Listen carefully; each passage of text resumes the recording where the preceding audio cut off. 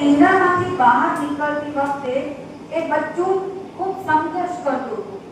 એટલે પેલા વ્યક્તિને જોયું કે હજી ઈંડામાં બચ્ચું છે, કેટલી એને તકલીફ પડે છે, લાવ હું એને મદદ કરું.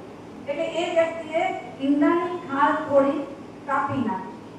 એટલે એ બચ્ચું થોડું બહાર આવી ગયું, ધીમે ધીમે ઉડવા લાગ્યું. એટલે પેલા વ્યક્તિને એમ થયું કે જોયું મેં કેટલું વ્યવસ્થિત, કેટલું પુણ્યનું કામ કર્યું, મેં કેટલું સારું કામ કર્યું કે એ જે અબોલ પક્ષી છે એના બચ્ચાને ઈંડામાંથી બહાર લાવવા માટે તરત મદદ કરી.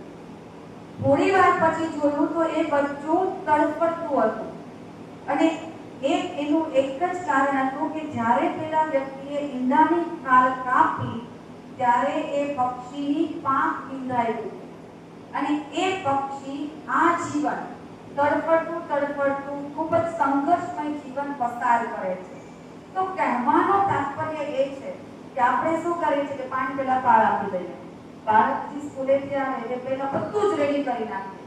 ભલે બધું જ કરો પણ સંઘર્ષ સાથે એને શીખવો, કારણ કે એ ઈંડામાંથી જે બહાર નીકળવાની પ્રોસેસ હતી, એનો જે સંઘર્ષ હતો એ એના શરીરને મજબૂત બનાવતો હતો, એ એની પાંખોને મજબૂત બનાવતો હતો અને એના આત્મવિશ્વાસને મજબૂત બનાવતો હતો. સંઘર્ષ હતું પણ સંઘર્ષ પછીની જે સફળતા હતી એ કેવી હતી? એકદમ તેજોમય હતી. એટલે બાળકને નાની નાની વાતમાં સંઘર્ષ કરવા જોઈએ. પછી આ પાછળથી આપણે ઓબ્ઝર્વેશન રાખવાનું છે, જેમ સાહેબે કીધું એમ કે છોડી નથી દેવાનું, પાછળથી ધ્યાન રાખવાનું